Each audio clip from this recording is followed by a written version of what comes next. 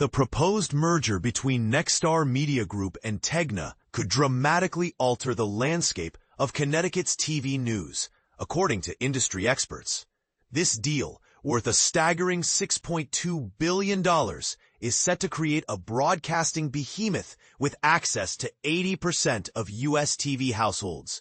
Here in Connecticut, the merger will bring together stations owned by both companies, potentially reshaping the way news is delivered and consumed in the state.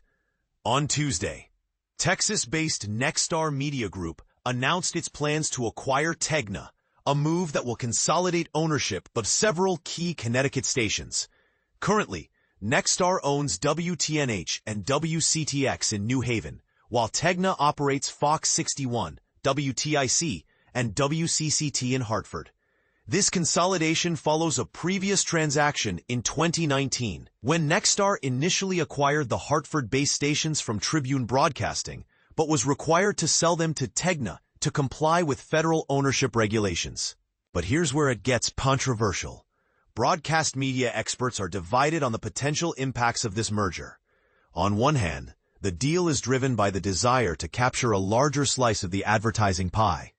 However, many fear that this consolidation could come at the cost of local news quality.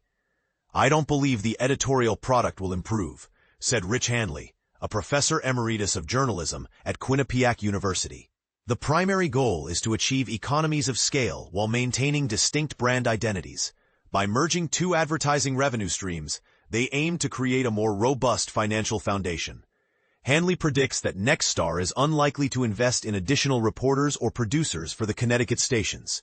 Instead, the focus will be on leveraging existing resources more efficiently. "They may upgrade technology, but I expect the newsrooms to do more with less to justify the expense of the merger," he explained. This trend is already visible at Fox 61, where experienced reporters have been replaced by younger, more versatile journalists who work for lower wages and handle multiple roles, such as shooting and editing their own segments. "It makes sense to go young because young reporters are more affordable," Hanley noted. This shift towards cost-saving measures could lead to a reduction in the depth and breadth of local news coverage. Ken Venett, a retired broadcast news consultant and former newscaster, believes that the merger's approval will hinge on changes to ownership rules within individual broadcast markets. "Without adjustments, I don't see how the FCC can justify this deal," Venett stated. While maintaining distinct identities for WTNH and Fox 61 is crucial, there are opportunities for synergy, such as sharing supplementary news footage, known as B-roll in the industry. However, Venett warns that Nexstar must be cautious not to dilute the quality of its newscasts.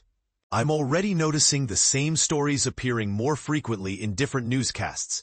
Ownership needs to understand that if the quality drops, viewers will turn to other sources for their news," he emphasized. And this is the part most people miss. The success of this merger will ultimately depend on striking a balance between financial efficiency and maintaining high journalistic standards.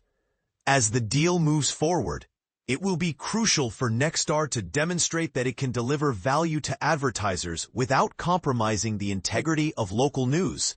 What do you think? Will the Nexstar-Tegna merger enhance or detract from the quality of local news in Connecticut? Share your thoughts in the comments below.